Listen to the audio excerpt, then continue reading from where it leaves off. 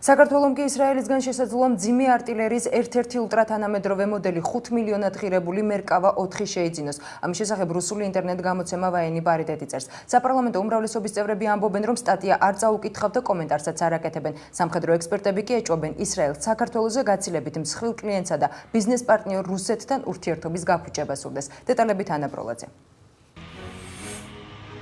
ეს ტანკი მძიმე артиლერიის ერთ-ერთი ულტრათანამედროვე მოდელია. მერკავა 4-ს ისრაელი მხოლოდ საკუთარი ჯარისთვის აწარმოებს. ტანკი გამოირჩევა სხვადასხვა ტიპის ჭურვების ზუსტი დამიზნებითა და მიზანში სროლით. აქვს კარგი მანევრირება და მისი ჯავშნის ხარისხი უზრუნველყოფს ტანკის ეკიპაჟის უსაფრთხოებას ნებისმიერ ვითარებაში. ეს იმ თვისებების არასრული ჩამონათვალია, რომლითაც სპეციალისტები მერკავა 4-ს ახასიათებენ. სწორედ ასეთი ტიპის სამხედრო აღჭურვილობა შეიძლება შეიძინოს საქართველოს ისრაელისგან. ინფორმაციას რუსული ინტერნეტ გამოცემა ვაენი პარიტეტი სხვადასხვა წყაროზე დაყრდნობით აღწელებს. ცნობილი გახდა, რომ ისრაელის თავდაცვის სამინისტრო ამერიკის ადმინისტრაციასთან შეთანხმებით დათანხმდა მერკავა 4-ის მიყიდვას მეგობრული სახელმწიფოების ჯარებისთვის.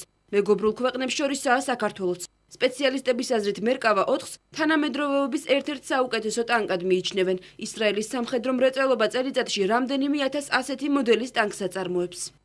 ესეთი ტიპის თანამშრომლობა შესაძლებელია, მაგრამ არის ნიუანსები. ანუ ერთია, როცა შენ იღებ ლიცენზიას ან დაშვებას ამა თუ იმ ბაზარზე და რომელიმე ქვეყანა მზად არის მოგაწოდოს ტექნიკა და შეერაღება და მეორეა, რამდენად მზად ხარ შენ ეს ტექნიკა მიიღო.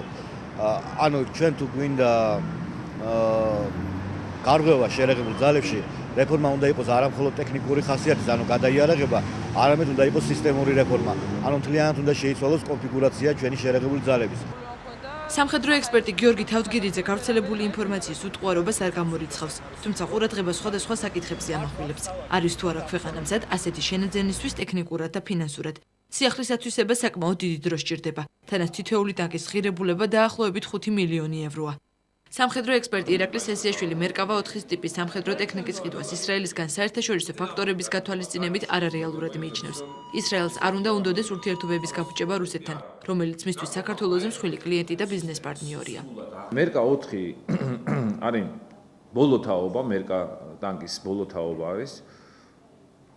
ისრაელის სამხედრო ტექნიკა ზოგადად მსოფლიოში გამოირჩევა და ითვლება ერთ-ერთ საუკეთესო, ასე ვთქვათ, პროდუქციად.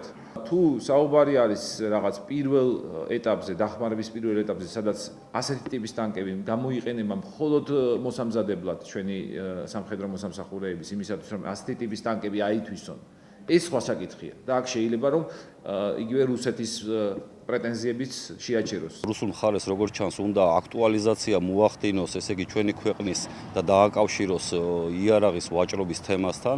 თითქოს საქართველოს და ქართული მხარე ესე იგი ისევ და ისევ ცდილობს ესე იგი შეიარაღების გაძლიერებას და ისევ მილიტარისტულ ნოტაზე ვსაუბრობთ.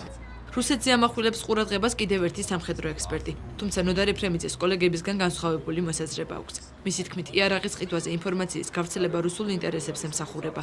მოსკოვი ცდილობს მსოფლიო თანამეგობრობას დაანახოს, რომ საქართველოში სამხედრო რიტორიკა არ იცვლება. რუსულ წყაროებს უნდობლობას უცხადებენ მართლ გუნჩიც. რუსული საიტების ინფორმაციაზე ნამდვილად კომენტარს ვერ გავაკეთებ. მე პირადად არა მაქვს ეს ინფორმაცია, ალბათ თავდაცვის სამინისტროში ან შესაბამის კომიტეტში, პარლამენტში უფრო კონკრეტულ პასუხს გაგცემენ. საპარლამენტო უმრავლესობაში ამბობენ, რომ სტატია არ წაუკითხავთ და განმარტებისგანაც თავს იკავებენ.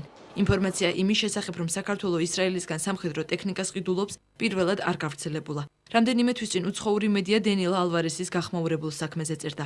უცხო ქვეყნის ლიდერებთან კორუფციული გარიგების ბრალდებით ამერიკაში 22 ადამიანი დააკავეს. გამოძიებაში ქართველი მაღალჩინოსნებიც ფიგურირებდნენ. საქმე ქართული მხარის მიერ ისრაელისგან 14 მილიონი ერთეული კონტრაბანდული იარაღის შეძენასა და ვაჭრობას ეხებოდა. სწორედ ამ საქმეს უკავშირებდნენ მაისში FBI-ის ხელმძღვანელის ვიზიტს ჯერ ისრაელსა და შემდეგ საქართველოში.